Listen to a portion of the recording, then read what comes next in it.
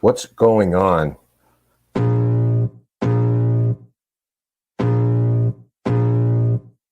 I can feel the blood creeping up from the heathens. Got will, got fight, got pride, got reason. If they wanna go eat, then you know I'm gon' feed them. If you're coming for me, hope you're ready for a demon. I got eyes in the back of my head, I'm seeing. Take me for granted and you know I'm leaving. I'ma take what's mine with the webs I'm weaving. I could take this crowd from seeing to believing. Got a taste for blood and my tongue keeps bleeding. From the words I spit, so sharp, so freezing. So cold, behold, frostbite they feeling. I could tear you apart or I could go heal them. Don't believe in fate, don't believe in ceilings. I just need a taste and my mind starts feeling. I don't pace myself, I grind on kneeling. Got lust for change, I just love the feeling.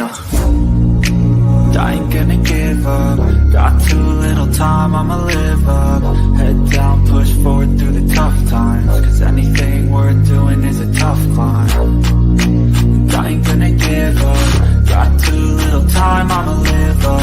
Head down, push forward through the tough times. Cause anything worth doing is a tough climb. Cause I'ma live life for the fight, yeah, I'm here to get it. I got drive, got sight, always have a vision. I go by at night, I be in my feelings. I'ma be fine, need time, and I'll still be winning. I live life for the fight, yeah, I'm here to get it. I got drive, got sight, always have a vision. I go by at night, I be in my feelings. I'ma be fine, need time, and I'll still be winning. I can feel the blood creeping up from the heathens. Got will, got fight, got pride, got reason. If they wanna go eat, then you know I'm gon' feed them. If you're coming for me, hope you're ready for a demon. I can feel the blood creeping up from the heathens. Got will, got fight, got pride, got reason. If you wanna go eat, then you know I'm gon' feed them. If you're coming for me, hope you're ready for a demon.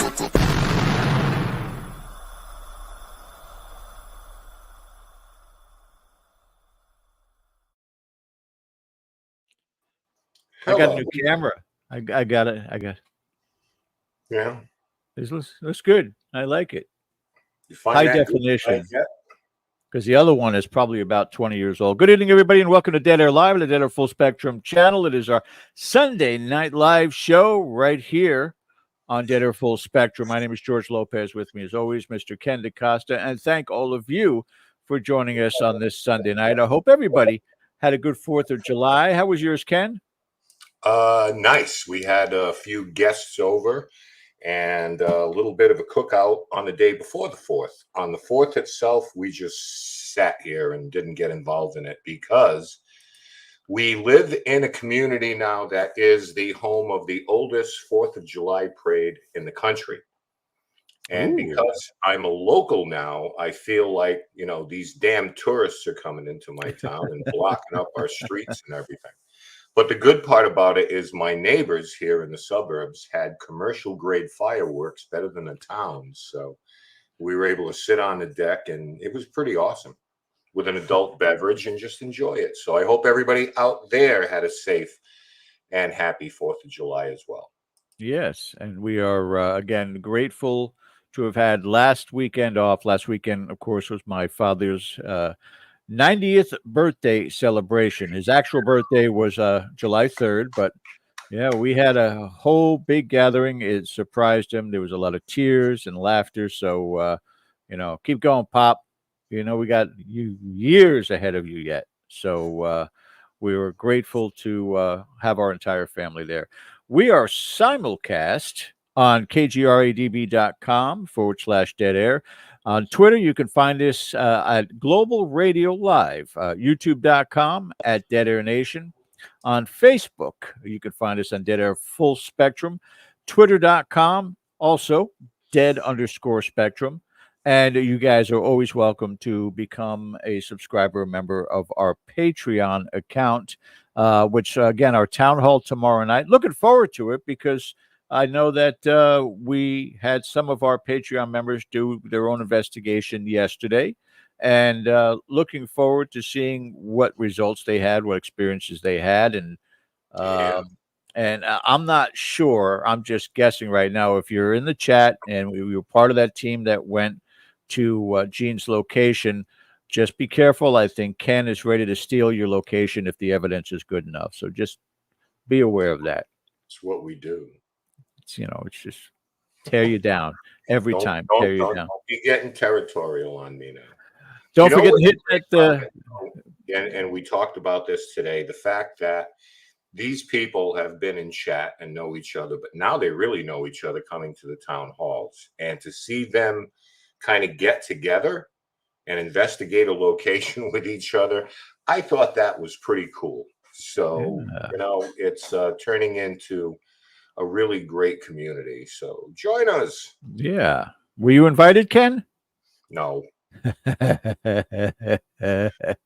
Well, I'm trying to suck up next time. They had snacks though. They had pastries and everything and laid out amongst all their equipment. So I said, "Hey, save me a cat ball because, you know, obviously the brownies are gone." So we are simulcast, as I said. Sorry, I went through that part already. Don't forget to hit that subscribe button. Also, the thumbs up for our content, and most importantly, the reminder bell for upcoming new and exciting things that we're bringing our way. A lot of things in the works.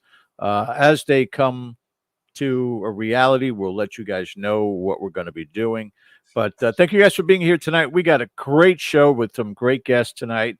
And I want to kind of turn it over to Ken to, number one, introduce our guests and then let you guys know where we're going and why we're going there. Ken? okay, great. We're gonna get to some of these. Wow, chat is buzzing already. All right, I'm trying to multitask. It's not working. Okay, so really quickly, if you've been following this channel, thank you.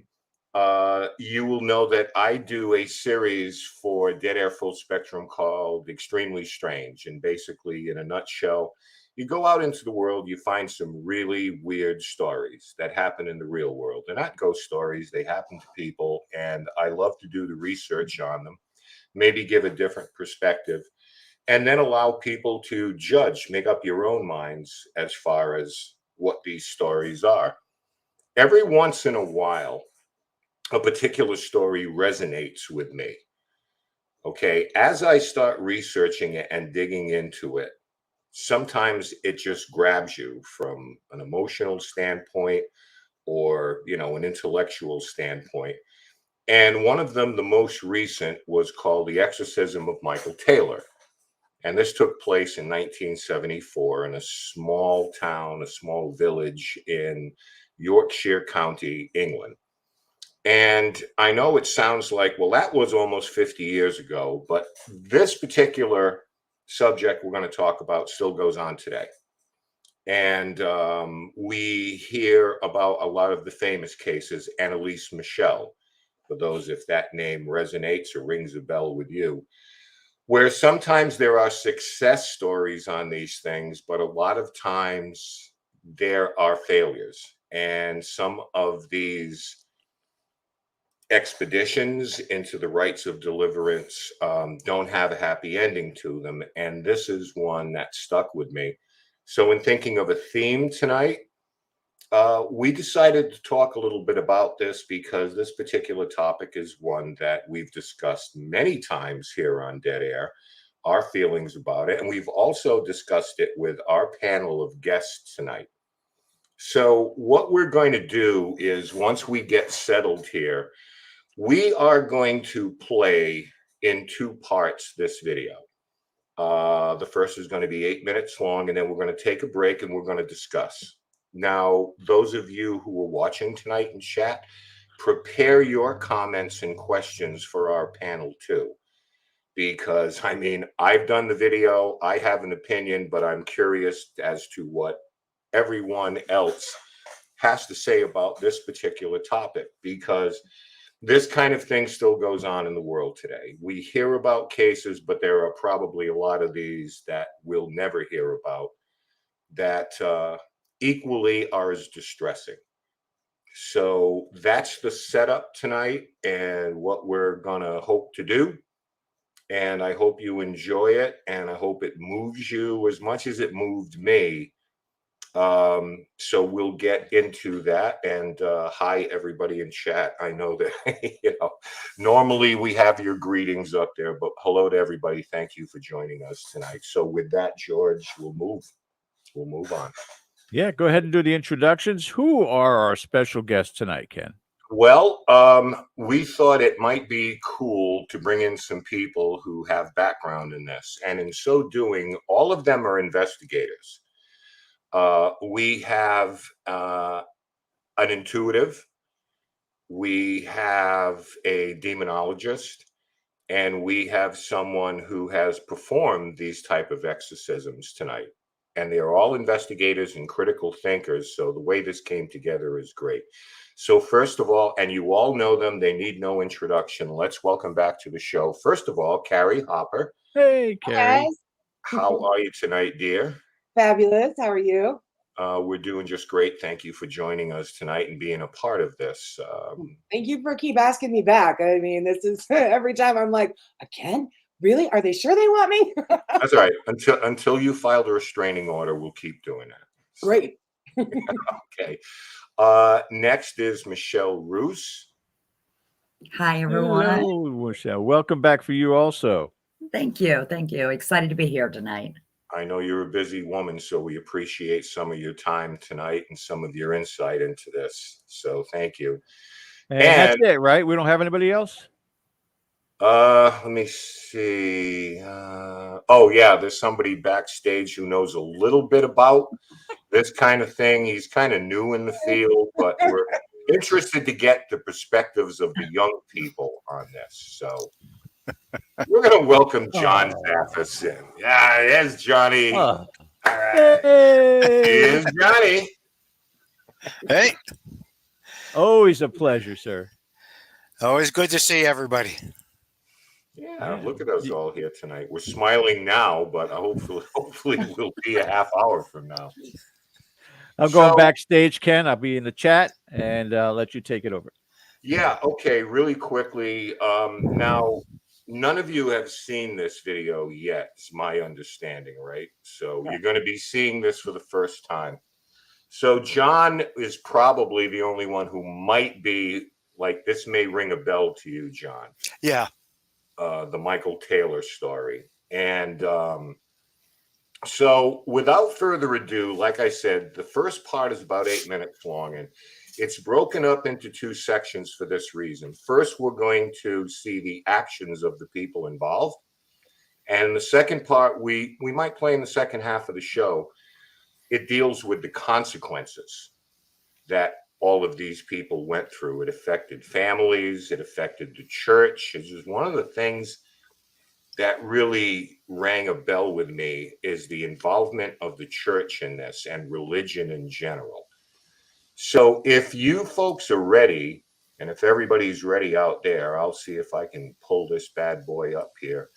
All right, so this is the first part of this video. It's the Michael Taylor story called The Exorcism of Michael Taylor. So thank you for joining us. Thank you for your indulgence, and let's get to it. The Taylor family lived in the Havercroft district of Ossett. The household was considered joyful and content and consisted of mild-mannered 31-year-old Michael, his wife Christine, their 5 children, and the family dog. Michael was known by neighbors and friends as a devoted and loving father. But under the surface, Michael had experienced a fair share of personal issues. A back injury suffered some years earlier resulted in persistent pain and made finding steady and lasting employment difficult. The lack of stability and his physical limitations also brought about occasional instances of depression. Beyond that, nothing dramatic took place in the home to the best of anyone's knowledge. While not a particularly religious church-going family, as most in Ossett were, a friend named Barbara Wardman felt strongly that Michael needed some spiritual support and introduced him to an assemblage called the Christian Fellowship Group that was led by a young 21-year-old pastor named Marie Robinson. Despite his prior lack of interest in organized religion, Michael became a regular attendee at meetings and became an eager and energetic member of the congregation. He embraced their teachings and became captivated by Pastor Marie. The two would spend so much time together that it bordered on unseemliness. He would join her in sessions where they would employ the power of God to rid people of sins, and often would speak in tongues while performing these somewhat ersatz exorcisms. They also spent a great deal of time in private, often staying up all night making the sign of the cross to each other to fend off what Robinson had convinced him was the evil power brought forth by the full moon. Before very long, it was obvious to the congregation that Michael had become smitten with Robinson. The result was a dramatic change in Michael's temperament at home. That is, when he actually was at home between sessions with Pastor Marie. He became argumentative, easily annoyed, and borderline menacing. All who knew him became aware of his dramatic change in character and temperament. His association with the church group seemed to be the only thing anyone could point to as a catalyst for his erratic behavior and some of the peculiar perspectives he now held. But no one was more aware of this than his wife Christine, who by now was convinced her husband had become smitten with Marie Robinson. Having had enough, she confronted Michael publicly in front of a group of people and accused him of being unfaithful to her. Her allegation triggered something even darker in Michael, who felt as though he was being influenced by an evil force.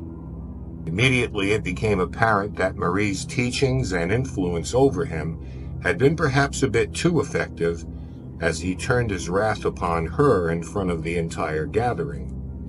He attacked Marie both verbally and physically, to the point where he had to be restrained by other members of the congregation before any severe harm was done.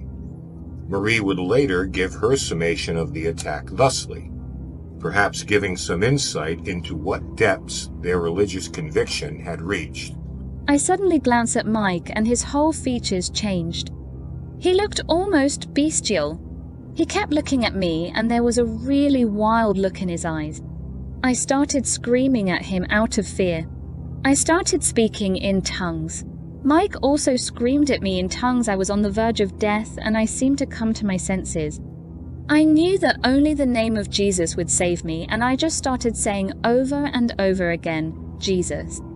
When Chris heard me calling on the name of Jesus, she started saying it too, and I believe firmly that it was only by calling on his name that I was not killed. For his part, Michael would retain no memory of the entire incident, and while he was bestowed forgiveness for the outburst, he would be held under close scrutiny. Meanwhile, his descent into madness continued, and it was clear this was not the same Michael Taylor who first showed up at the doors of the Christian Fellowship Church. So profound was the growing insanity that a number of ministers became involved, and eventually concluded that Michael was in the throes of a demonic possession. The local vicar concurred and gave his support for an exorcism to be performed. Father Peter Vincent and Reverend Raymond Smith were tasked with carrying out the ritual, which was scheduled for October 5, 1974, at St. James Church in Barnsley. The night came and the ritual began in the presence of the Christian Fellowship group. Michael would react to the rites with aggression and hostility, scratching, biting, and convulsing uncontrollably. Crucifixes would be pushed into his mouth, and holy water would be used liberally. Michael continued to lash out, growling at those in close proximity to him. Vincent and Smith would go on to claim that no less than 40 demons infested Michael's body, all exhibiting various sundry and blasphemous qualities. Each was separated from Michael individually, and none were freely willing to depart. The exorcism lasted all night and into the following morning, when the clergy finally succumbed to exhaustion. It was decided the exorcism would be completed the following night. The priests had determined that the three most persistent demonic entities still remained in Michael, representing insanity, anger, and murder. One parishioner, the wife of Reverend Smith, Margaret, claimed that a post-ritual vision came to her from God, that the murderous demon was planning to kill Christine Taylor. Her pleas were ignored, and Michael and Christine were sent home to prepare for the final stages of the deliverance. The next morning, a patrol car making its rounds through Ossett came upon a naked man walking unsteadily in the middle of the street, completely covered in blood. As they approached the man on foot, he laid down and curled up into a fetal position and began screaming over and over, "It is the blood of Satan." A crowd began to gather, and it was clear who this very disturbed and unhinged individual was. It was Michael Taylor. An ambulance was quickly summoned as the officers did their best to calm Michael, who persisted in screaming vagaries about Satan. It continued even as he was taken away to the hospital. Some in the crowd had identified Michael to the policemen and gave them his address, which they immediately sped off to. Police Constable Ian Walker, arriving at the Taylor residence, was somewhat surprised to see a patrol car already there. Neighbors apparently had called them after hearing a disturbance taking place inside that morning. As Walker approached the house, he was stopped in his tracks by the sight of his inspector coming out, bending over and vomiting. When he composed himself, he cautioned the younger officer not to go inside, as what awaited him was nothing the older veteran officer had ever seen before.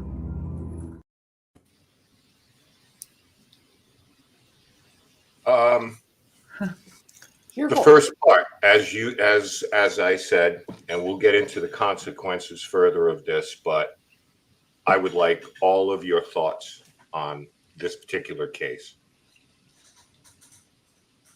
Carrie, Well, there's a lot to unpack here. Go ahead, dear. Well, so coming at this from not even from an intuitive perspective, just as somebody who's never heard of this case, who, we've covered a number of the, like you said, the more famous exorcisms on History of a Haunting. We've done Annalise Michel, we've done Roland Doe, so there's a lot in this story in just the 8 minutes that I heard that just kind of jumped out at me right away, which was, he seems very, the pastor that everyone thought he was having an affair with, she seemed very, I don't know, I was getting kind of like pastor in like a cult kind of vibes from just that part of the story. Just at how severely religious she was, I guess, and like them staying up and doing the cross on each other and for keep all the demons and stuff out. That I was like, that seems a little excessive. But that's, again, just hearing the story for the first time. And I have a lot of questions. I always have a lot of questions. Like, why would the exorcism have been done in front of a congregation? Like, that seems, but I mean, I don't know, if exorcisms are done within different, like, religions or, what have you. And then maybe if we just hold up right there, Michelle or John can, in your experience, is this something where a member of a church group is brought? I mean, I've seen guys like Bob Larson, who I, not a big fan of, do this in front of a bunch of people. Is this typically the normal thing to do? Is it done at home, or the sanctuary of a church maybe had something to do with it? I mean, Gotcha. Well, from when I studied all of it, different types of religion do their said exorcisms in different ways. This was Anglican, by the way. I think we'll get to that one. Yeah, so like This was Anglican. Right. So, when you're looking at those, just like, when we look at Baptists and different things, when they do their cleansings and do different things, they do it as a congregation. They don't do it as individuals. Where when you look at the Catholics, when you look at the priests who have studied this, they do it more on a personal. It's just them and them alone, because you don't want anybody to get hurt. A lot of times when you have these congregations that some suspect become more of a cult like you said, Carrie. They want people there because they feel like this way, you know, they have more power to trap this so-called demons. And then this way, it also gives those pastors more power of, look what we have done, because now you have seen it, and it opens up more doors to go down a different path.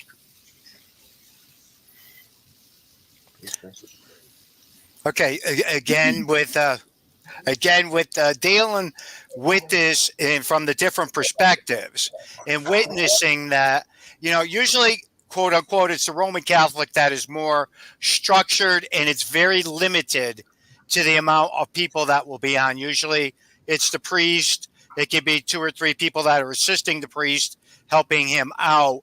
But when it is done, you know, with the other religions, the other perspectives, they do it as a gathering, like Michelle was saying. They believe in the power of the strength of the prayer and everybody praying to be able to free the individual. Here again, looking at it from the perspective, if you have everybody on the same page that is in that group and they're doing it on a positive, you got a lot of power in that prayer. But unfortunately, as most of us know, that deal with this stuff, it doesn't go that way. And you could be taking it's Russian roulette when you have the whole congregation dealing with this, because you don't know if they're interested in legitimately breaking the hold or bringing it in stronger. So the element of it with quite a few of us, we're usually restricted by our choices on how we do it, how we get involved and move forward. Now, do I do exorcisms? No. Do I do clearings of houses, property, items? Yes. Individuals? No. I leave that for spiritual people to do. So, you know, I remember, you know, when I heard the name, when you had sent it over, I went, that sounds so familiar. And again, you know, I naturally went and looked and I go, what is it with the early 70s where everything was so hot, you know, to go with the fact of exorcisms and coming to the forefront? Why was it that time framing really hit so big and opened up the, you know, Pandora's box, so to speak? None of us really actually know. I mean, the actually Emily Rose, you know, Louise Michelle, again, knowing of all of these cases and the involvement. Now, with this, with some of the talking is a few of the things that were talked about in the video, Ken, you know, he was a butcher by trade. Mm-hmm. Right away, my signals went up to me. This dude could have killed people and chopped them up before, and nobody's ever going to know about it. Right. So do I think this is his first time? No. Do I think somehow this minister had a good grip on this young man with, you know, 24/7 praying and being together, worrying about the full moon? There's too many different things that are coming into play here to look at that from one perspective. Yeah. So I look at that as I was listening to the video and go, wait a minute, there's a lot of different elements that are tying in with this. Right. Well, I know that in 1974, John, you and I probably still in high school or just getting out, right? Mm-hmm. 17, yep. 18 years old. And what happened, what was the big story the year before in 1973? The Exorcist was released. Yep. So correct. My question is, do you think culturally that, and John talked about it, the temperature of the country, the world at that point was so intense with this stuff that even the church was heavily influenced by what was going on in the world at that time? Yeah, I believe so. Go ahead, Care. I didn't mean to. No, it's fine. No, I think so too, though. I know that when Aaron and I covered Father Gabriel Amort on the show, we had talked about The Exorcist and how it came out, and most people didn't really think about that, right? Like even church going, most people didn't really think about people being demonically possessed or anything like that. But The Exorcist kind of blew the lid off of that, and then, had more people thinking like, oh, is this real? Could this happen to me? It just sort of, it forced it into the zeitgeist of, the average person. And so they were just much more aware of it. And It became I think part of the that's what, conversation for sure. yes, absolutely. And so I think that's what, like, kind of made the 70s, like, then you started hearing about all of these cases from around the world, and it was more people were paying attention, I think. And that was also when religion and everything, when you had, you're talking about things with Vietnam War and the split between countries and religion. You have to also remember at that point, you got to think in the 50s and 60s, everybody went to church. It was a family thing. This was done every Sunday. Everybody had this. But as people started leaving the church because they were starting to question, what is religion? What do we believe in? And then you throw a movie in like The Exorcist. Now you've got something going on that now everything is, an infestation of demons. And of course, the church will also go along with that because now they're wanting their parishioners to come back and understand there is evil out there. And this is how we can combat evil. And as long as you stay on the path with the Lord and continue going. So you But have this dynamic of things. Is it also a control thing, though, Michelle? I feel back then it was a very big control thing because remember certain passageways and stuff that are preached. If you really listen to some of them, especially back then, it was the control of masses. How do we do this? Because again, and this is not putting down anybody's religion. This is just being straightforward. People put their tithes in, they give money to the churches. This is how things go. And so when you start losing that element, how do you bring it back in? And if you think about it, you had war, you had people hating people. Nobody knew what or where. Everybody was against everybody, the government, the churches.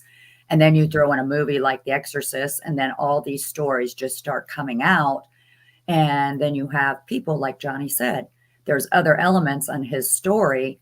But what a better way to do it than blame the devil. So this way we can actually bring everybody back. I wanted to give you more food for thought. Like, let's talk about the mental state of Michael Taylor. Now, he's going through bouts of depression. And you can understand it. If he couldn't work, he's got a family to feed. And as John said, by trade, he was a butcher, and he couldn't even perform that. So he's going through a lot of things, and what happens a lot of time, and I suspect that there was more than depression. There was a more profound mental illness there.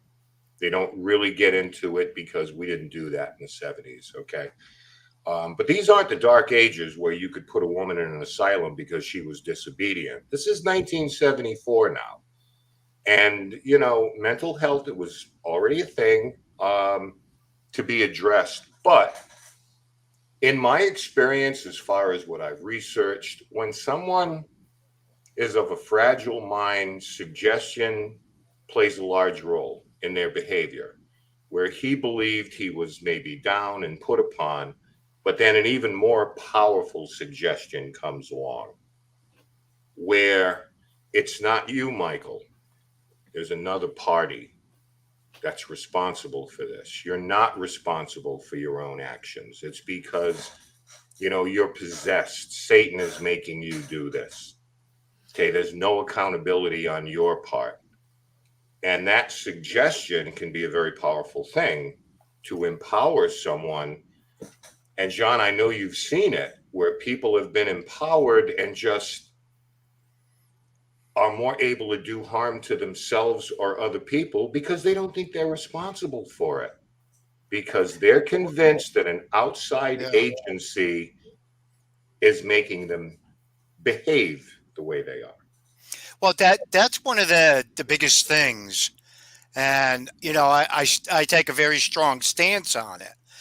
When we do get involved with this, Ken, you and I have talked about this, Michelle, you and I have, many a times when people start screaming Satan's coming up through the floorboards, that throws a big red flag up with me. I mean, not everybody, house has a demon in it. I don't buy that. I never did, never will. But I do feel, and I have seen many circumstances where we do got to be guarded and we do got to be careful. He was a prime candidate, so to speak, perfect storm. Now, I can't say this for fact. I didn't work on the case, so I don't know. The family was not a very religious family. They basically were going about their business. Supposedly, he suffered from depression. He had 5 children. Again, there's not much history in regards to his childhood. How was he, what was the environment? How was he brought up? What was the circumstances? So again, there's a lot of key information, I think, that's missing with all of it. Now, here's something that I have learned, and this doesn't come from a Christian perspective.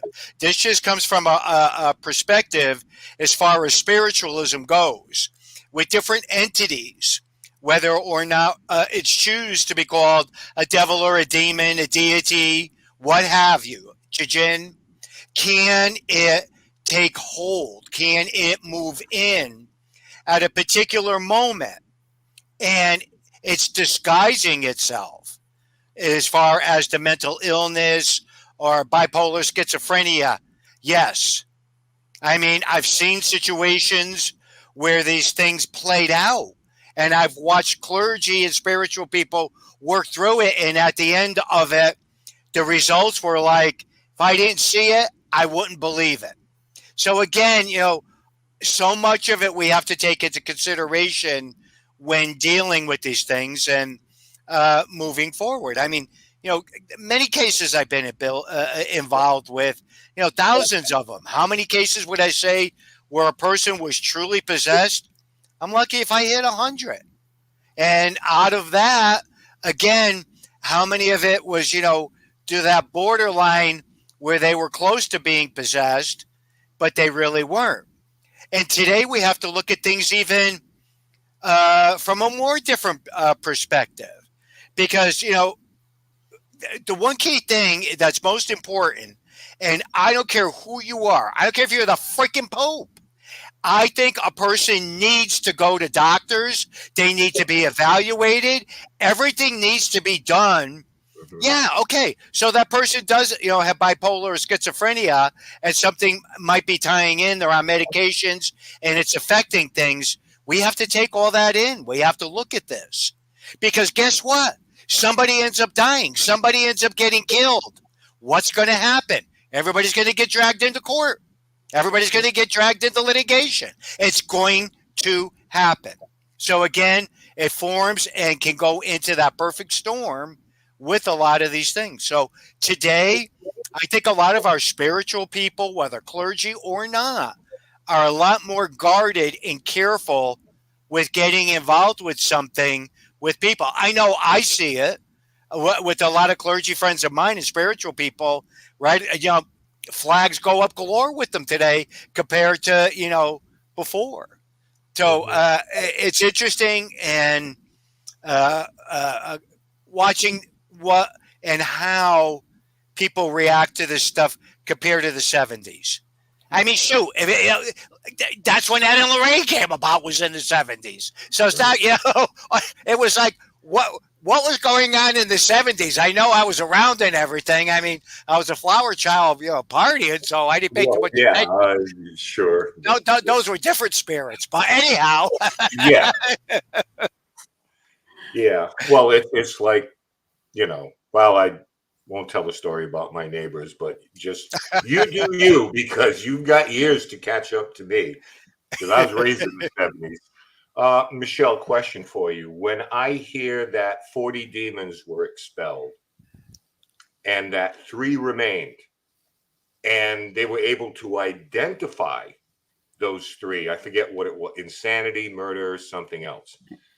I got to roll my eyes at that, because how does one identify a particular demon? Is it, you know, and I'm not trying to be a wise ass, but is there some kind of manual that it's like, okay, they're displaying these qualities. Oh, it's got to be Biz Namabudge, but whatever the Latin name of the demon is. I got to admit to kind of rolling my eyes a little bit on that.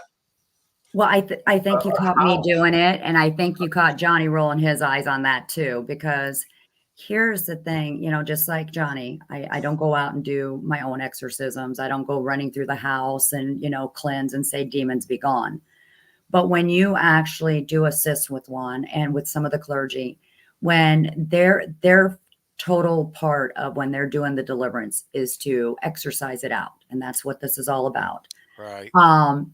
The way to weaken what they considered weaken the demons is to actually bring them out.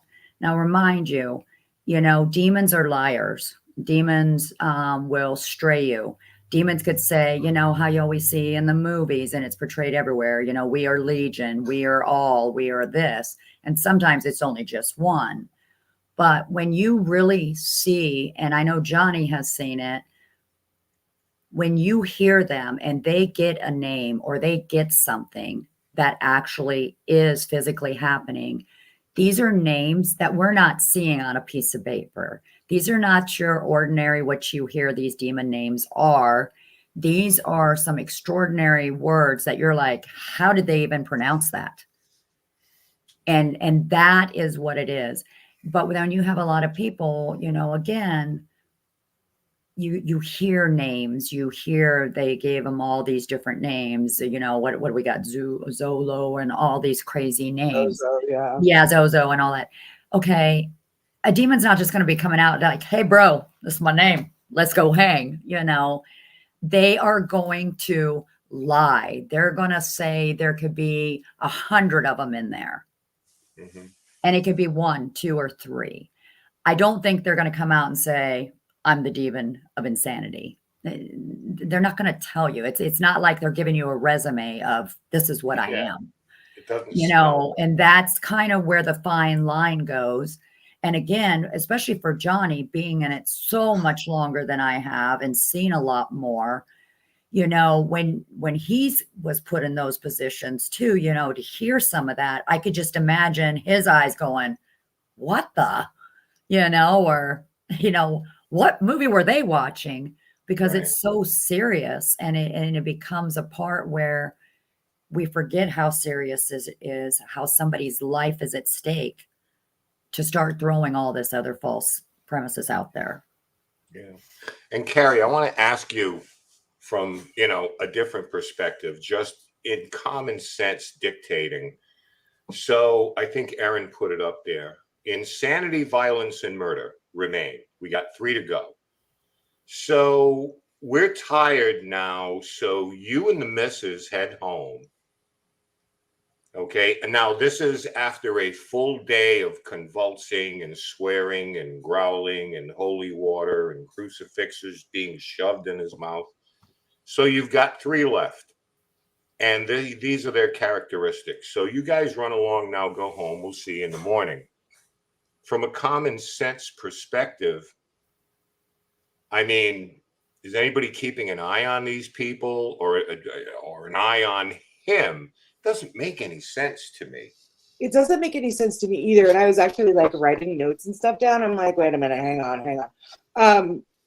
So no, I was like, okay, he's starting, whether it be an actual affair or an emotional affair or whatever, he was smitten with the pastor. So that right there, I was like, uh-oh. So, but then also, you know, I was like, why in front of the group? And then the 40 demons inside and the 3 that remain, I was like, that seems a little weird. But then they had said, oh, you go home with your wife and we're going to complete it tomorrow. I'm like, an exorcist that's completed in 2 days? Yeah, get a good night. Yeah, after this, you guys get a good night's rest. And have right. Yeah, go prepare for what's going to happen tomorrow. I thought, why wouldn't he stay like where he could be monitored? That was very, very odd to me. That I wasn't really entirely buying. I'm like, that doesn't check. But I keep coming back to like this emotional attachment he had to this pastor, and how we were talking about there's mental illness here. There's a number of other things going on. Well, I've known people that have had affairs, be they emotional affairs or whatever. And it's always one of those things where obviously, and you had said in the video that he was spending more time with Marie than he was at home. And whenever he was at home, his wife was annoying him. He was snapping at her. He couldn't do anything right. So there's a lot of emotion invested in a relationship like that, that maybe if something like she wasn't like reciprocal to him and maybe turned him down, then that could have like led him on some sort of like mental spiral if he was already kind of going that way. So there's a lot of things that I noticed that I wrote down that I'm like, I don't know if this is, it doesn't feel entirely demonic to me, but then I haven't been, admittedly, I haven't been around any demonic stuff. So to really be like, yeah, you know what, this feels demonic, I can't say that.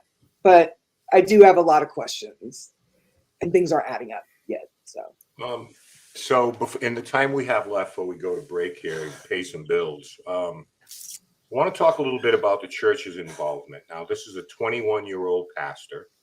I don't know if that's unusual or how that works. Very charismatic.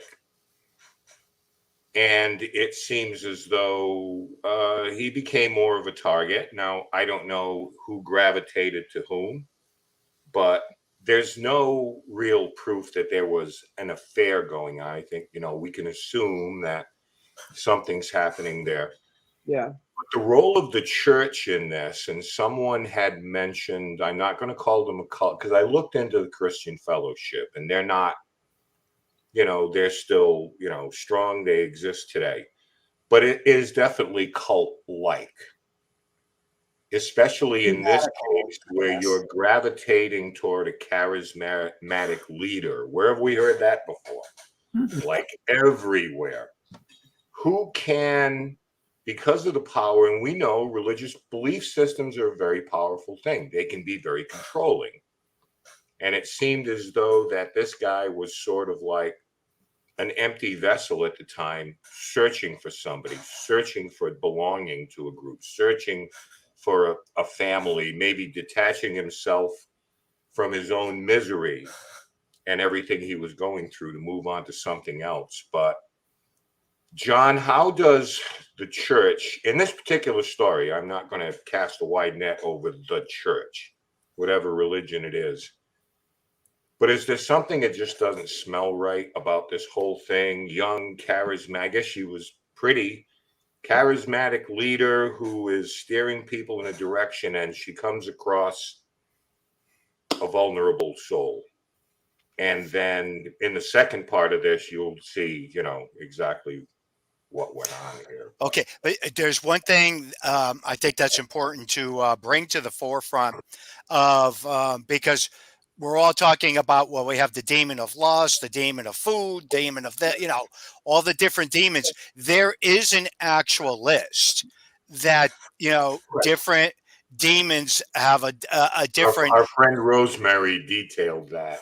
Yeah, oh, there you go. All right, yeah. So I wanted to make sure we didn't confuse people, but from the structured religion, the Christian religion, there is a list detailing what each demon does. So at that point, they turned around and told Mikey he had 3 left.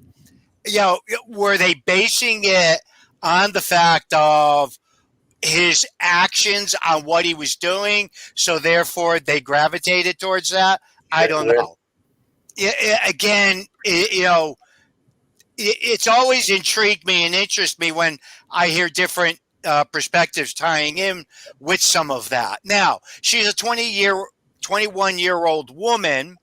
This man is married. He's got 5 kids I mean, come on. What are they praying about all night long under the full moon? What's going on? I mean, I understand. I'm not, again, it's just one of those things. Now, I would say that if I was there investigating this case right now, to say, it was going on right now, I'd be like, what the hell are you talking about? You're praying under the full moon. Why isn't this man home helping his wife with those 5 kids? You're 21 years old. This guy, come on, something's not adding up. I'm sorry, it's not adding up right. Yeah. I mean, again, it's just the basic 101 with some of the things, the way they're calculating here and the way that they're piling up. But I would really love, more than anything, to know about how Michael grew up, his environment, because I think that plays a part in this. Yeah. Okay. All right. So we got about 4 minutes or so here, I think. George, I want to bring you back and get some thoughts here as we come to the bottom of the hour. I don't think we can bother George. He's praying right now. I don't know. Might be asleep. With a lady friend. There he is. He's looking at my new camera. Yeah. It works out there. I've always believed what others have said prior to me. The problem with religion is people. And I think, again, when you're talking about a small, basically a village, if you will, at that time, and people put in charge of it, where is their education to this? Is it just in reading? Because with reading comes interpretation. Is it just that they decided to congregate and put somebody in charge, a 21-year-old? And it really kind of stems into my mind listening to this story when Ken presented it to me to take a look at it. It really sounds like a true crime segment. As almost as if there was an affair, which the wife was accusing him of, if I get rid of the wife, then here I am now with this 21-year-old. There's just a lot of it that just seems that the human factor, I think, is a bigger part of this rather than demonic infestation. And again, we're not talking about turn of the century here, or the prior century, I should say now, but nothing was archived in film. I don't mean video even, but just photography. Nothing was archived. And why was this really not out there or sent out there to higher powers in the religious sector, whether it's the Vatican or what have you? Because, the press had it, a lot of it. And that's where Ken was able to put this incredible story together. I just don't see it where it happens to be a paranormal event that's going on with regards to this. But it's so easy to push it upon a scapegoat. Shouldn't be saying a demon is a scapegoat, but they're looking for some sort of validation for everything that transpired. And again, I think it's and lately, I don't know if you guys are aware of it. I know our regular viewers are, but in the last couple of months, we've hit on some serious topics about mental illness and poverty conditions and stress and parenthood and childhood. And, there always seemed to be this tinge of paranormal in regards to it, but understanding it is the human condition that was the biggest factor behind it. It wasn't somebody was ripped apart by a demon. It was always the individuals involved with it and the insanity. Look, here we are, 2024. Last year, there were over 600 mass murders in the United States alone last year. We're on par right now here in July. We're at 250 plus mass murders already in 2024. Can't blame them all on demons. The human factor is probably easily the most logical explanation to what is transpiring, and I think that's the same situation with regards to this case. Ken? Yeah, I mean, It seems as though both things can be true. These are two storm fronts meeting. Someone who is, I think, running away from something, his own personal demons, his own personal misery, whatever's going on in the house. He said to be a nice guy, a doting father, but leaving the situation he's in and going into an alternative with this young woman and embracing their dogma as far as, their religious teachings, and feeling a sense of belonging to a congregation. So, both things can be true. But when you got a charismatic leader and the suggestion in his mind where he feels as though he's escaping that and going better. But before we go to break, really, one thing before I forget here, a lot of this happens to be projection. For example, he projects evil suddenly on the pastor and attacks her. He's doing these things, but now suddenly he realizes I'm being influenced and it's by you, you're evil. So he attacks her. So it's a matter of projection. Whatever you're responsible for yourself, you project it onto someone else and you act out. And that's exactly his reaction when he was accused by his wife to turn and blame someone else, turn and blame the pastor for leading him down this path. And then, but when we come back, we'll talk a little bit about what actually happened and what the police discovered. And it's, we're not going to go into details, but it was pretty gruesome. And, we'll go into the trial and the consequences from there. Yeah, I mean, again, there are parallels. Devil Made Me Do It case, Amityville. I mean, we can just go down the list, and some of these have become legendary. And as people in the chat have been saying, they were not aware of this case. There's some that knew of it, but not the details. And we've got more details in the second clip coming after the break here, guys. And also a little insight for our town hall, what we're going to be doing tomorrow night. So you guys definitely stay with us. We're going to be back for our second hour right after our 3-minute break. You're watching Dead or Alive on the Dead or Full Spectrum channel. Stay with us, guys.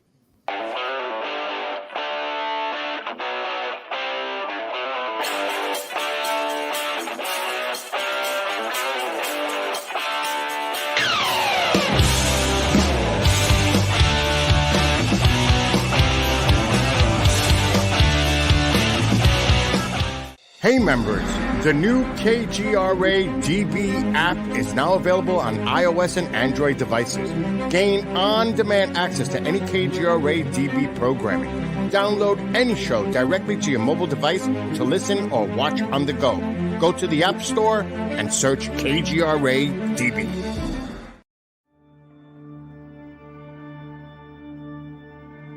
As UFO reports come in from around the world, the Mutual UFO Network, MUFON, is there. We continue to explore new cases and build our massive database. We share our information with the world in a number of ways. If you'd like to be part of our investigative team, you are always welcome. What could be more exciting than exploring the UFO question firsthand? Join MUFON, find your friends.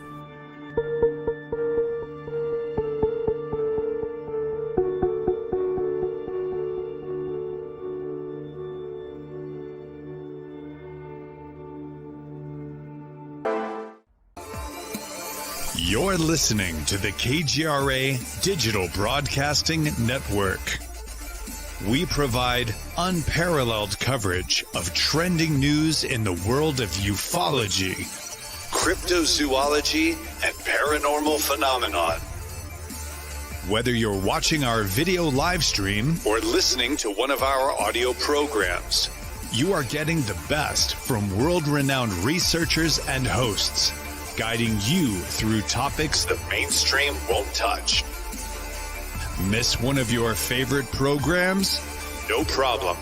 Head over to the members area at kgradb.com for access to our massive library of award-winning content. Make contact, stay connected, only at kgradb.com.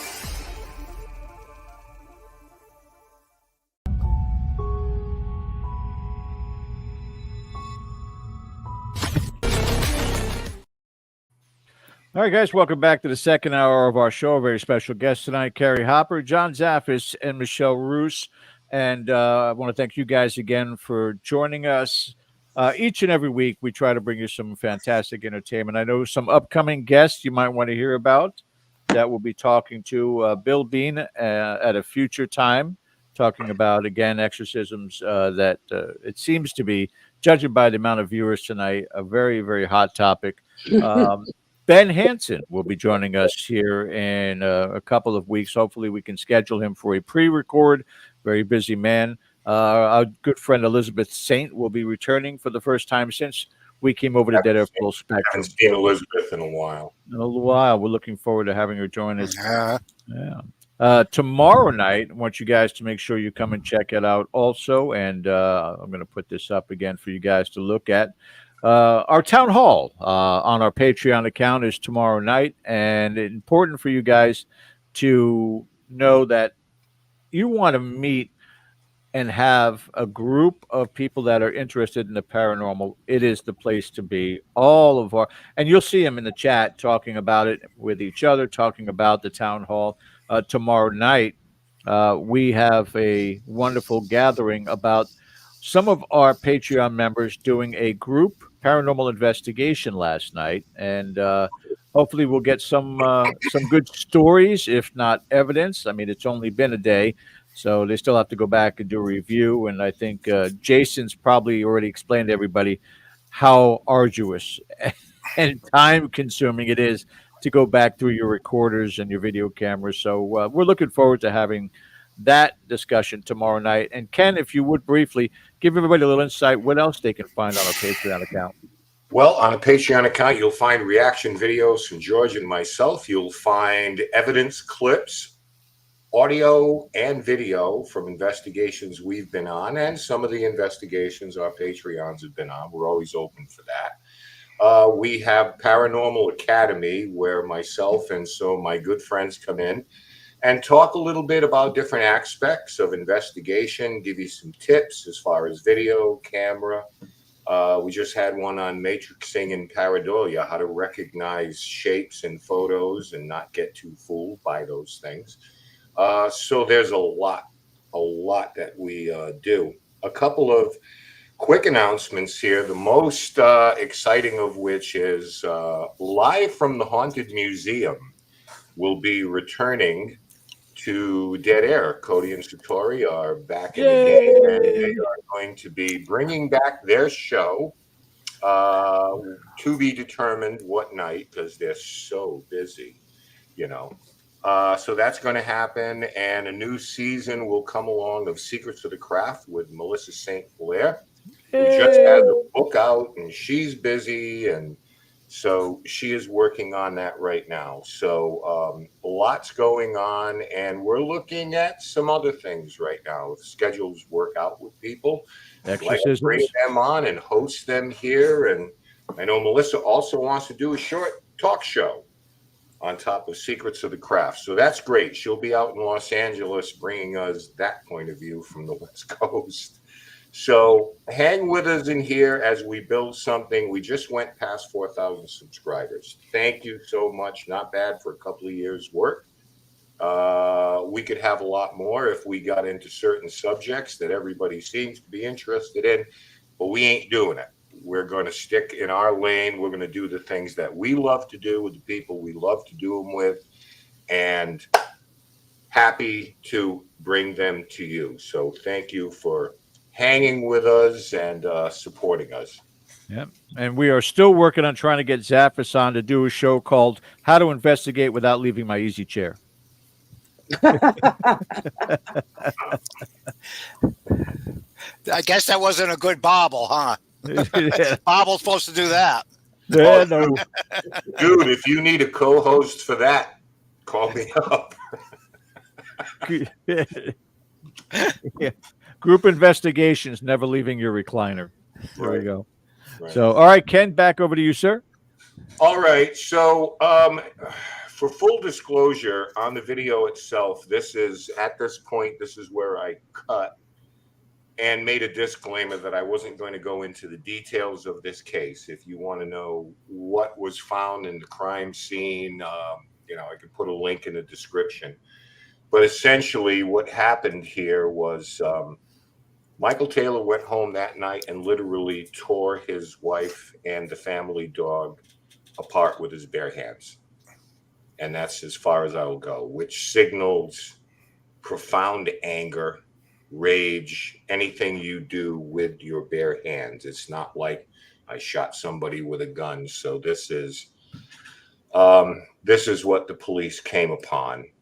I think what I would like to do, guys, with your indulgence, we have some questions, and they deal with what we saw in the first half. So let's get through these first. And if anybody wants to jump in on the answers, that's fine.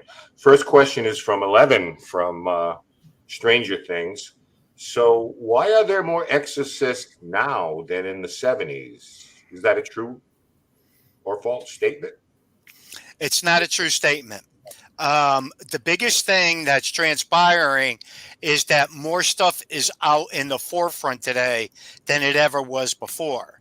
Now, this way that I could even answer that for you, as we know there's a decline within priests becoming priests. So therefore, how are we having more priests that are exorcists than there ever was before? I mean, we have a shortage, if anything.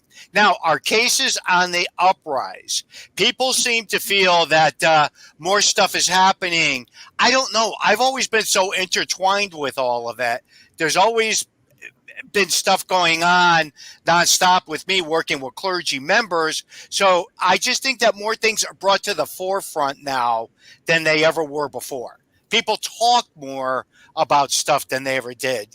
Everybody was like, oh, don't say anything. Don't say anything. Where today, oh, I was possessed. I got an exorcism. People do stuff like that today. So again, it's a different environment we're in.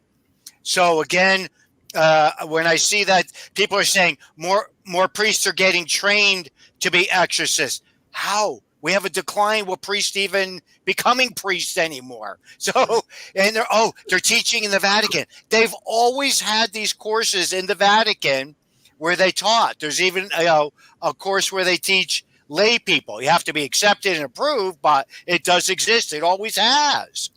These aren't new elements coming to the forefront with a lot of these things. So again, to me, knowing it and seeing it, and when I see sometimes people making these statements, I just sit here and go, no, it's not like that at all. There's no, I wish, but no, it doesn't go that way. Yeah. Anybody else jump in? The other two questions, Joseph and Sandy, I think we kind of answered those because they had to do with how are they identifying the demons and stuff like that. So we got out ahead of you guys, but good questions. So in terms of, the one thing before we get to the second clip, I will say to kind of flesh out what you're saying, Johnny, the delivery system is different. I always say that now with social media, and they, hear more about this stuff, and you hear the shitty parts too. Yep. We all know, but news travels like this now, and everybody's got a voice, and everybody can be a star, and everybody can get attention. I must say it's good, bad, or indifferent. I'll just say that I never thought these words would come out of my mouth, but I miss pictures of your cats. Everyone out there on the internet, let's just go back to cat pictures at this point. I never thought I'd say that. I want to get on to the second part of this, and this, as I said before, deals with the consequences of what's going on. So you have all this in your arsenal now. This is what took place. These are the people involved. These are the players. This was the crime committed. So Michael had let's by now go been ahead taken into police custody and was interviewed only after it was decided he was coherent enough to speak with. He went into detail about his exorcism with Detective Inspector Brian Smith. It was a long night. They danced around me and burned my cross because that was tainted with the evil. They had me in the church all night. Look at my hands. I was banging on the floor. The power was in me. I couldn't get rid of it, and neither could they. They were too late. I was compelled by a force within me to destroy everything living within the house. While he claimed not to recall any of his actions, he nonetheless professed his love for his wife, followed by, Released. I am released. It is done. The evil in her has been destroyed. Michael was immediately charged with his wife's murder and sent to Broadmoor Hospital for observation while awaiting his trial. His stay at Broadmoor was largely uneventful, as he rarely spoke and spent a great deal of time asleep. The trial itself began in March of 1975, and as expected, with a case involving a heinous crime and demonic possession, it created a media sensation. Jurors were warned by prosecutor Jeffrey Baker that some of what they were about to hear and see would test even the most stoic among them. There was little doubt Michael had experienced a severe psychotic break, and his difficulty in recalling anything that took place was confounding. He professed his love for his wife and insisted he acted under the influence of diabolical forces, suspecting her of also being under their control. His defense counsel, Harry Ognall, laid much of the blame for his actions on the Christian Fellowship congregation, as well as the clergy who carried out the exorcism. The church group was painted more in the light of a cult than a religious assembly, and had exacerbated Michael's pre-existing psychological issues by employing powerful forms of suggestion and ultimately mind control. He described them as neurotics feeding neurosis to a neurotic. As far as the exorcism and those who performed it, it too had taken a toll on Michael's fragile state of mind. Coupled with the teachings of the prayer group, it spun Michael into a state of insanity, which ultimately resulted in murder. Ognall was especially harsh on them, and unabashedly so, stating at one point, I am aware that it is generally regarded as improper for an advocate to express any personal feeling or opinion about the case in which he is engaged. I am afraid I find it quite impossible to observe such constraints in this case. Let those who truly are responsible for this killing stand up. We submit that Taylor is a mere cipher. The real guilt lies elsewhere. Religion is the key. Those who have been referred to in evidence, and those clerics in particular, should be with him in spirit now in this building, and each day he is incarcerated in Broadmoor, and not least on the day he must endure the bitter reunion with his 5 motherless children. Michael Taylor was found not guilty of his wife Christine's murder by reason of insanity. Having been declared both clinically and legally insane, he was remanded to Broadmoor Secure Hospital for a 2-year term, then another 2-year sentence at Bradford Royal Infirmary. Upon completion of those sentences, he was deemed not to be a further threat to himself or the public and was released. He returned to Ossett, where one might assume he was less than welcome after the horror he perpetrated years earlier. Depression and peculiar conduct remained a glaring part of his makeup, and Michael made no less than 4 attempts at taking his own life, once jumping from a bridge, which resulted in severe injuries to his back and legs.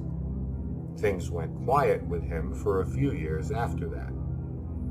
Then in July of 2005, he was arrested for harassment and inappropriate conduct with an underage female. Michael took full responsibility for his own actions and then asked if he was going back to Broadmoor for killing his wife. During a week spent in custody for the sexual battery charge, the psychological problems exhibited 30 years prior seemed apparent once again. Upon his release, they actually seemed to dissipate. He was deemed to be at a lower risk of committing another crime and received but a 3-year stretch of community service and was required to undergo continued psychiatric management. As for the participants of the exorcism, there was public outcry to the point no further rituals were performed by the Anglican Church. But to the point where responsibility was fully taken, there was something left to be desired.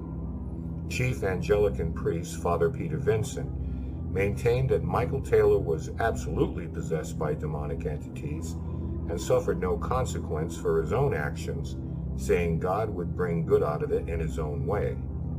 Reverend Peter Vincent was a bit more contrite and self-aware, insisting he would still come to the aid of those who need him, but conceded he is but a human being with human failings. All right. So, in a nutshell, 4 years of observation and incarceration, deemed no threat to the public, released, inappropriately touches. This was inappropriate touching and forcibly kissing multiple teenagers who reported him because this was in 2005. So now the world's a different place. You don't go around doing that now as you would, in 1974. As far as we know, Michael Taylor is still alive. I have read nothing. I have read no obituaries. Maybe I'm wrong on that. But he is still on this earth. And so, in terms of the trial, the thing I guess that sticks out for me, and Harry Ogden, his barrister, as they call him in the UK, went on to be a judge, very well respected. And I understand he's advocating for his client, but something he said does resonate with me is that the people in that congregation and the clergy should share a cell with him, is exactly what they're saying. Because he mentioned things like mind control and a cipher, which is just basically, a vulnerable person who's a patsy. So, thoughts on that? We'll start with Michelle this time in terms of how this all turned out and how this doesn't have a happy ending no matter how you look at it. Well, one, I'm still trying to process, and the only thing I can think of is, Manson and some of those other types of cults that when people are in that much of distress going to those places, what they get out of whatever words are happening, it actually self-manifests its own thing and, creates these demons. And, that's what's sad about it because he did go into that state, it's like everybody loses, there is no one good or bad. I'm still like just shocked, 4 years and you're good. Yeah. But that's something, that we have to talk about because there's more than just that depression of mental illness. Is there an underlying piece there that's being missed? Because and when we look at those like schizophrenia and stuff, it can mimic possessions. And so, if they were focusing just on the possession, were we still missing another piece, and his actions going towards younger people, what is going on there? And that's kind of what's got me really baffled because, this guy should have been studied a little bit more of, how's he dealing with life now after all this is done? And then trying to kill himself so many times, they're missing a big piece. There you go. The other thing was, my train of thought got derailed here. But, is this a case, John, where you think that during these rites, and I'm not saying he was doing this consciously, but it was kind of like, I know why I'm here, I know who you are, and I know what you're about to do to me, so I'm going to give you what you want. Because he was so impressionable that, in a manner of speaking, he was living inside his own head.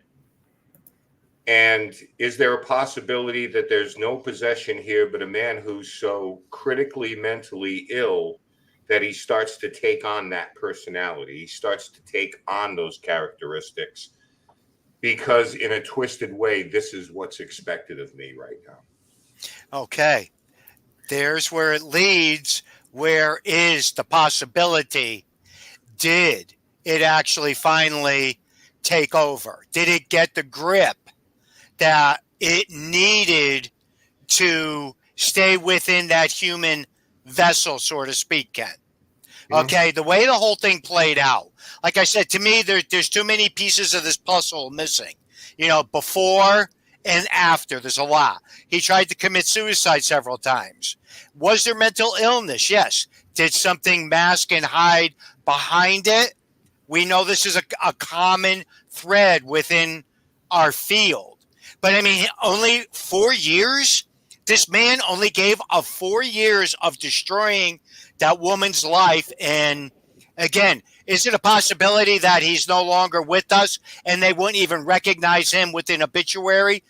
I've heard of that happening too. But it's an element there of so much that, again, do I think it could have been at a point, Ken, where he was playing the game when they were going through trial and everything? Good possibility. Did he cut a deal? We don't know. Was something done? Was something else at play that he offered up, and in exchange, he got back out? We don't know, because this is a very common thread that these things occur and happen.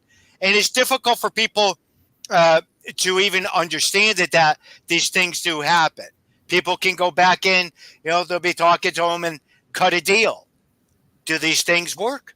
They do. They do work. Can we prove them? Just by the facts of what different people do that are so crazy and bizarre with some of these stories that are out there. So again, this is a perfect example of it. And the way everything lined up and again, can we turn around and say that the dark actually achieved and won, taking over his vessel? Good possibility. We're not going to know. No. We're never, ever going to really know. Very good friend of mine was a psychiatrist within the prison system. And some of his evaluations I've seen on people just blew my freaking mind. Blew my mind. So again, with so many of that, I try to weigh and look at it, the possibilities, the predisposition of some of the things we don't know. What did he do as a teenager? Did he get involved with anything? Nothing's ever been said or brought to the forefront, to be able to say, okay, here's a possibility. But as the end result, went back to,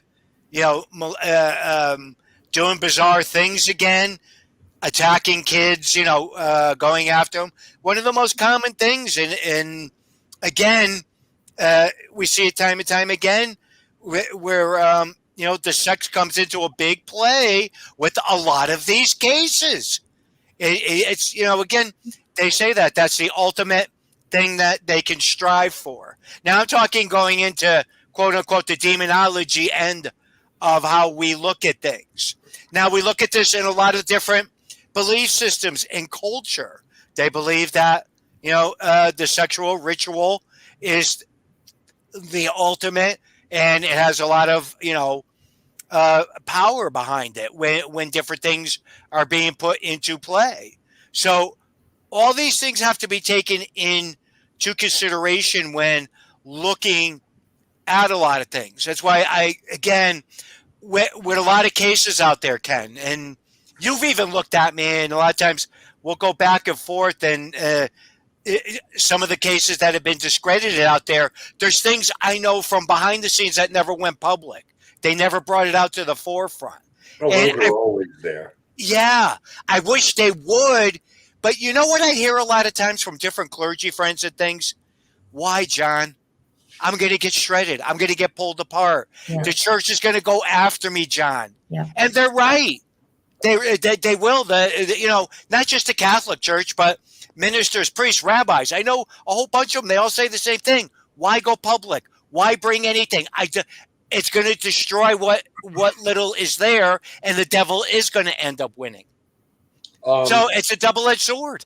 Yeah, there's one thing, and I have a question for Carrie here, but I want to follow up something with you. And I can't quite put the pieces together, but really nothing happened to the priest and the reverend. No. They weren't excommunicated. They weren't transferred. They weren't sent away for a little, sent away for a little bit. Nothing happened. And in fact, the priest, said, I would do it all over again. And there's no doubt in my mind. Now, this guy gets 4 years of observation at 2 different places.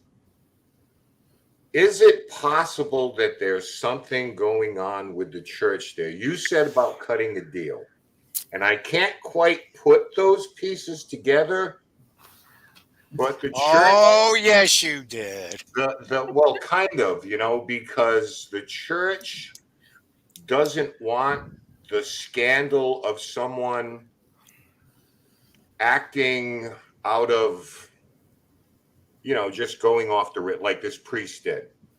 Right. So they take their little lumps in court and stuff like that. But when it comes down to, now, if this guy's put away for 20, 30 years of life, okay, they can turn and say, you pushed this person over the edge.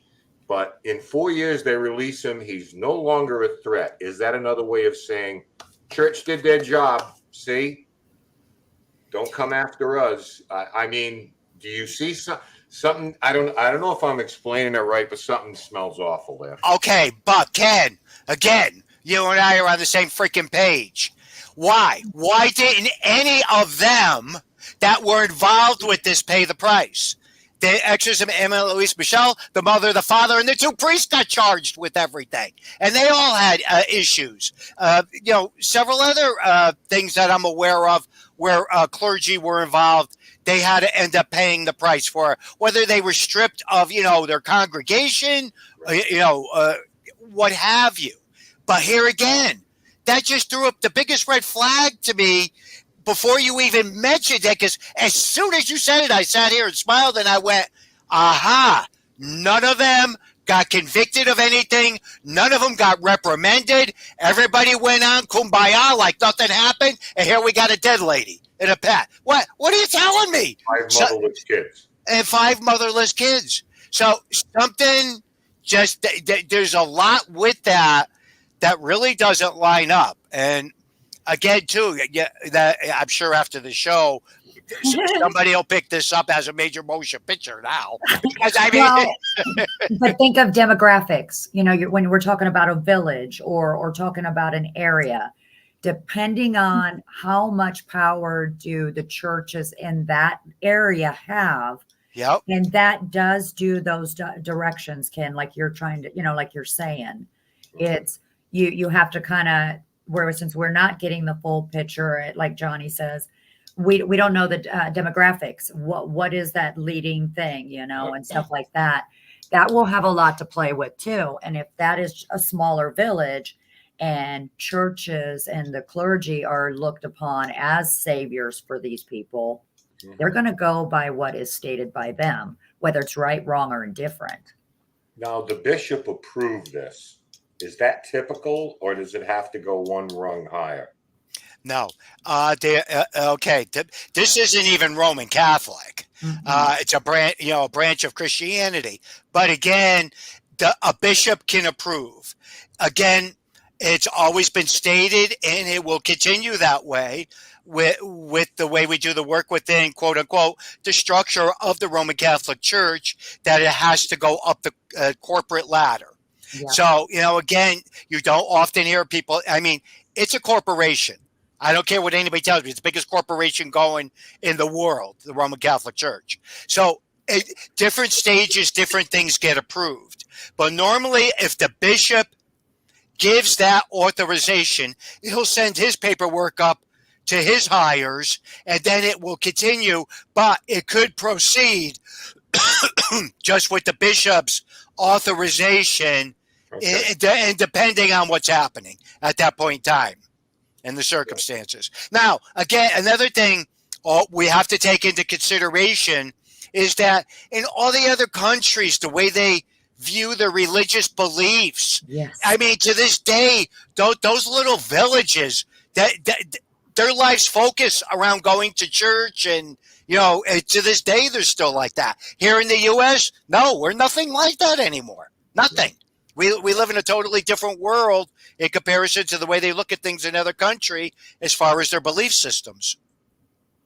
It's very true. I mean, there are different countries that will, put you on an appointment list to have an exorcism. Like you said, like back in the dark days, if, the wife spoke out, she got thrown into a mental, institution. Same kind of concept when you're starting to talk about different belief systems, villages, and how they do it. So, I mean, everybody has their own way of really dealing with these. Yep.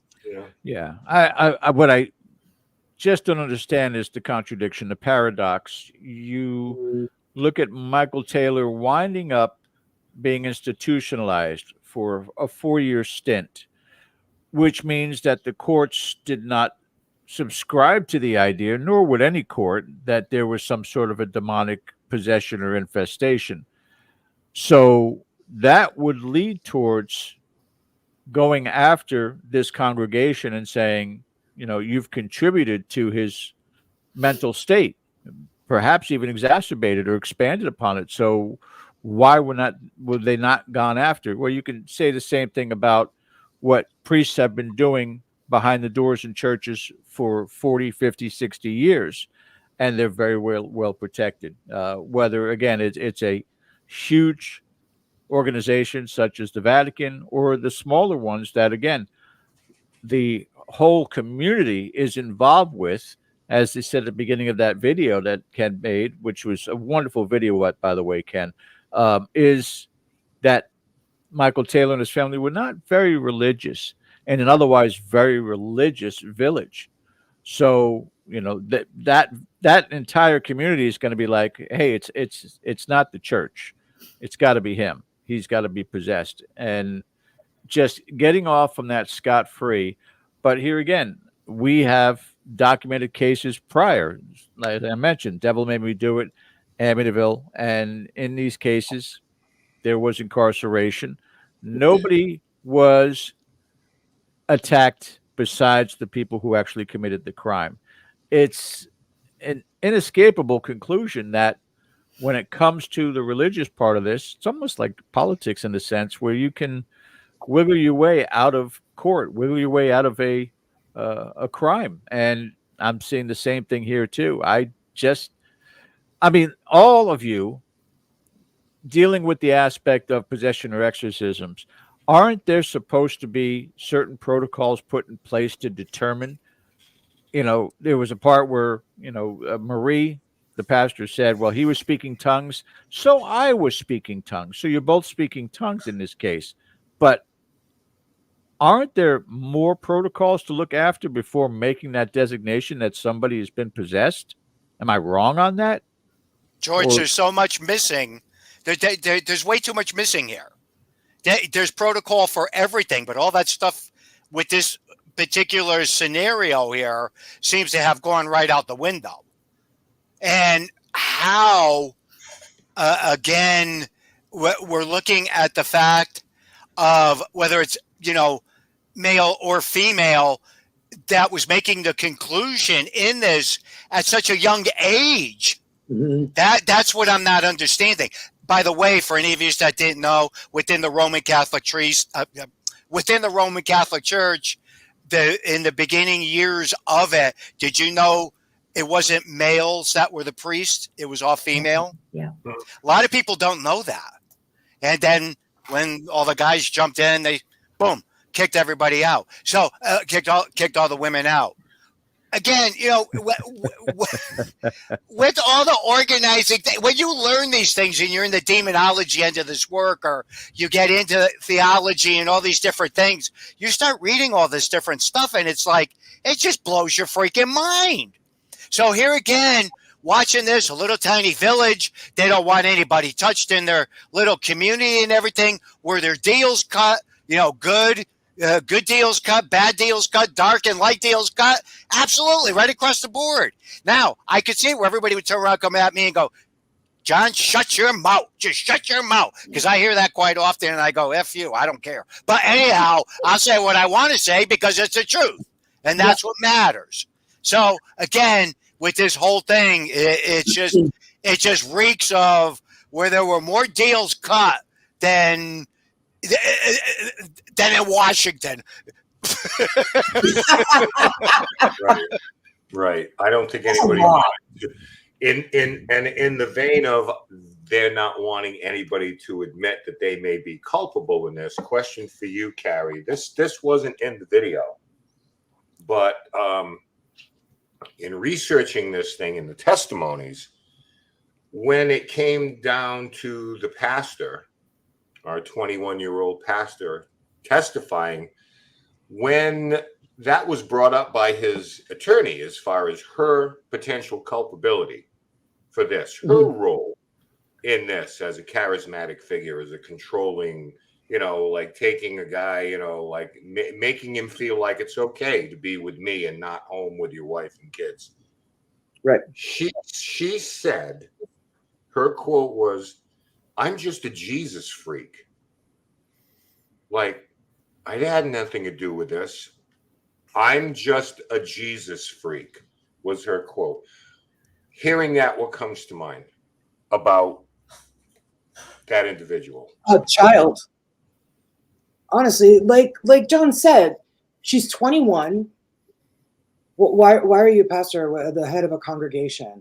There is such a tremendous lack of life experience to be in such an important role, I think. So that quote proves it right there. I'm just a Jesus freak. I don't see anything wrong with my actions, especially if she's got higher ups in the church that are saying, hey, this is what we've done. We've got this deal, like that maybe things went awry on our end, but so it definitely, that she's a child emotionally, because at 21, I thought I was an adult. I knew everything. I think we all did. I didn't know anything, less than nothing. So I was just as shocked as he was to find out that someone that young was put in such a powerful, responsible position within a church. I don't know. There seems to be a disturbing amount of self-awareness on her part there. Yes. Michelle, do Jesus freaks know they're Jesus freaks? I don't think they know what I'm saying? It's like they're very self-aware. Hetty, what do you want from me? I'm just a Jesus freak. I got to thinking about, and I know that the timeline doesn't add up, but, I'm sitting there thinking, really bad acid trip or something going on there. What were they putting in their Kool-Aid? Because, again, I would have been interested to see, that congregation, what was, the numbers of males versus females? Were they trying to look at more males? Was it kind of a money thing? I'm thinking gypsies, I'm going all over the place with this. There's so many things that we could be going down this path just by what we're seeing. And that actually teaches a really great lesson to a lot of people. Johnny's been saying it over and over again tonight. And hopefully people understand that when things are being done more now, you actually end up with a case file like this. Yeah. Everything has to be looked at, because here's the thing, just because you might have mental illness, you got to remember that's the weakest point of a person. And then you're adding the drugs that we have nowadays, which makes it even weaker. So things of oppression, infestation, even possession is very likely. And so when you're trying to weed through that to see what are you working with trying to take care of that person as the human piece, anything you say to those people in their mind, just like this 21-year-old was telling this guy, he could have been done being married, 5 kids, that's a lot to do. Been hurt, I want to feel like a man again. So, even if she was truly doing the whole Jesus thing, being a Jesus freak, he could have taken it completely wrong too. So we have all these variables, and he was a target. John said it earlier too. Something could have got into him at that moment to give those human strengths. Was it him putting a move on her? Remember, look later on. She was 21. He was a lot older than her. 10 years. After 10 years. Okay. But then think about it. Then he got forcing himself on teenagers. Yep. So his fascination of that younger age is already playing out. Did he go too far? She stopped it, and he just, so many factors. Yeah. And she's just, I'm sorry, she tripping somewhere. Well, the thing is, I found it interesting how she would devalue herself. Yeah.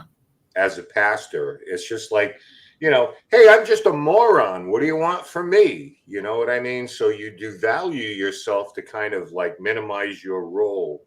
In it. Yeah. Like this. Well, she was told to do that. Yeah. She was told to do that. Puppeteering. Well, I have a comment here or a question from Lucia Mitro. I hope I said your last name right. Was she related to someone powerful? I don't know. To be appointed at 21? Who knows? Yeah. She might just be a puppet for someone. I think that's I don't have the answer, Lucia, but it's a pretty astute observation. Yeah. Yeah. Yeah. And younger people are more impressionable of what you put in their head. So was she being used in the same capacity as she was putting in his head? It could be a total domino effect at this point. Well, I would like to know other things like how long was this church assembly in this village? Did they just open the doors for business recently? And the other thing I want to know, do I pronounce, is it Anglican or is it Anglican? I always get in trouble for that. I say Anglican. Depends on where you are. Anglican? Okay. I got in trouble for that one time. Ken, we all get in trouble up here in the up in the East for the way we talk. Jesus, Coffee. I think it's Anglican, and we were on an investigation, and somebody who went to the A-word church, it's not pronounced that way. It's like, hey, geez, I'm sorry. I hope I didn't insult the spirit world. All right. So we talked about this right at the beginning. This is 49 years ago.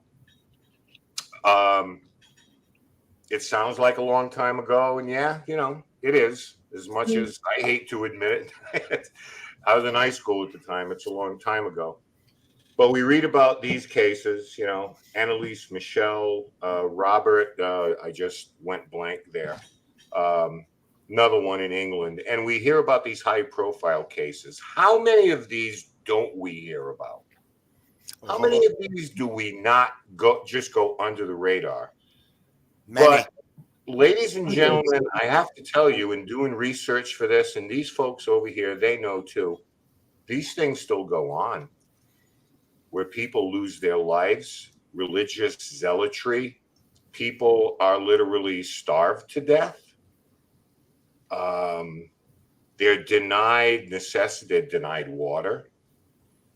So I want to give you guys, all of you, till we say goodnight, to address this type of thing even today. And these kind of things still go out there. And I don't know. And I know that there are some legitimate cases here. We're not trying to just, sweep all this under the rug. there are some legitimate cases in this Yes. world of demonic possession. So yes, but these other things going on, it seems like when humans or people who are coming from a bad point of view or an uninformed point of view get involved in these things, then plain English, it turns into a shit house. Mm. And people start losing their lives and people go to jail. And so I want to kind of, have you folks address this, because we've talked about this individually with all three of you on this show. So if there's a point you want to reinforce about this or a message you want to send, please just go right ahead and do that right now. But I just want to make people aware that this isn't the dark ages. This still goes on in our world today, and nobody knows that better than you guys. So please, whoever, Carrie, Michelle. Go ahead, one of you ladies. Go ahead, I'll Carrie. I'm like, I'll defer to the more experienced. You got it, but you have an opinion, and you see it and hear about it too. So, well, I think it's a lot like we were talking about when I was on the last time. I think it's a lot about there went the thought right out of my head. I'm so honored to be on a show with John Zaffis, so I'm a little rattled. So I'm like, oh God, he's listening to me. Sorry. Why? Why? If you were like, I love it. Well, oh God, I think it is a little about how there's a lot of people that are going out, especially now in the age of paranormal reality shows and what have you. We were talking about, they're actually going out and seeking demons. They hear a place has demons and they're like, we gotta go. But I think that tends to then muddy the waters, and it's taken a lot less seriously with churches, whatever the denomination, and it makes it harder for those who are genuinely afflicted with a spiritual crisis to get the help that they need, because everybody is just crying demon. This case is kind of crazy. Like, I did pause for a second when you had said that he tore them up with his bare hands, the wife and the dog, and I was like, that kind of takes some exceptional human strength to just tear apart any living thing. So I'm like, but mental issues could have played a part in that as well. I think that there's mental issues are so easily brushed aside that, and people are so flippant about the names of actual mental diseases, like, oh my God, she's such a narcissistic bitch, and oh my God, he's a freaking psychopath, and da-da-da-da-da, where it's almost nobody believes anything about anybody, even if they are genuinely having mental issues. Certainly this case, we have to keep in mind, this case took place in the 70s, like you said. It is a basic failure of the mental and the justice systems, with him only getting 4 years of observation and then being released, and didn't sound like he was on any kind of parole or anything like that. But that wasn't unusual for the 70s, over there or over here. The people were getting cases like that. I'm sure that a deal was made with the church, because it was going to be such and it already sounds like it was in the news, but such a case that was going to create so much excitement that they wanted to tamp down as quickly as possible. So sure, I bet a deal was made with the church. I just think that, it needs, since they are still happening today, there does need to be a stricter way. It needs to go to this person's desk and that person's desk and all the way up the chain. And it has to be done. People would probably be more upset about what happened to the dog than the mother of his 5 children. So true. So true. I mean, I don't know. I'm not making a commentary. I'm just, times change. So we got about 5 minutes left here. Michelle, final thoughts on all this. Well, it's actually a well lesson. This is something, again, we give demons so much credit. We blame everything on demons, or we're looking for them because we think they'll give us the world. Because, we have made it where, a demon is bigger than Jesus. So again, we have to make sure we go through each of those cases and look at them, because just because there's mental illness, we have to remember, does not mean you cannot get possessed. So, you have to learn how to wait. And if you think about it, there are more and more churches now that will not come out and do this stuff because the churches have been put on trial. They have gotten in trouble. So now we have people that are real cases that are so desperate, and there's no one out to help because there's been so much of this other crying around, the sky's falling kind of. Now people, because of that, Michelle, people now feel they have options, and some of those options are not good. You will lose your life, or you will lose a loved one way or the other, whether it's during that kind of procedure or suicide or whatever. And it's a very tricky line. And again, the whole crying wolf kind of stuff and everything, it's hard to navigate. And I think about it, John Zaffis, from the early days to now, I can just imagine, he's seen how all this is evolved into media. Yeah. And speaking of John Zaffis, John, we got a couple of minutes remaining. Take us home on this. It's a scary perspective, and listening to everything. Michelle is very well aware of it. Her and I talk all the time. We go back and forth over cases. I look at everything so differently, Ken, today. And the one thing I want researchers to understand out there, when they call us or call anybody, they say, I want to help them. I gotta keep helping them. I gotta fix them. It's not our job to fix them. It's our job to get help, to get to a doctor, go see somebody, do something. It's not our job to fix people. No more than a psychiatrist, a doctor, or anybody else. A priest can't fix you. They could give you recommendations. They could help you. Today, when we get involved with cases, and again, I think this is the most I've talked about publicly demonology, Ken, in years. Seriously. I just don't really get that in depth with it. Today, we live in a scary world, Ken. Yeah. I know what some of my spiritual friends have gone through, ministers, priests, rabbis. They jump in, they would help somebody. They end up in litigation. Yep. They call up their lawyer says, they were scared. So we live in a totally different world today than we used to live in. Somebody isn't like, thank God somebody was there to help me. We got to look at everything from the other perspective, because that spiritual person can ended in litigation. So there again, I'm more guarded, more careful. And I don't like it that way, but that's the world we live in now.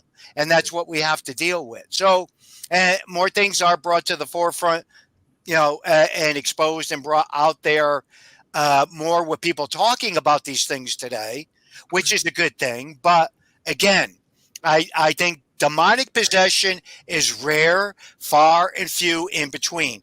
Oppression, I believe very strongly in. Yes. That occurs more than anything else. That's when we got to be very careful. We could be dealing with mental illness in any level. We could be dealing with something on a spiritual level, or dealing with both. Amen to that. Absolutely true. So, well, George is going to send us off. Michelle, John, Carrie, bottom of my heart, thank you for being on tonight, giving us a little bit of time with this. Yeah, great panel, great topic, great discussion, and a great audience. I want to thank you guys for joining us again tonight. Town Hall tomorrow night. Make sure you guys come check it out. If you're not a Patreon member yet, why aren't you? Come join us. We'd be more than happy to have you come and have our conversations and discussions. So definitely check it out. Carrie, Michelle, John, stay with us right there. Thank you guys for watching us. We'll see you again next week. Until then, have a great rest of your week. You're watching Dead or Alive on the Dead or Full Spectrum channel. Good night. I see her rolling up, Uber black Cadillac, high heel boots and a sexy body full of tats. Baby's bad, oh baby's hella bad. After her there ain't no coming back. Wanna take a run at that. I think she's feeling me, turn it up a few degrees. My imagination of her body gets the best of me.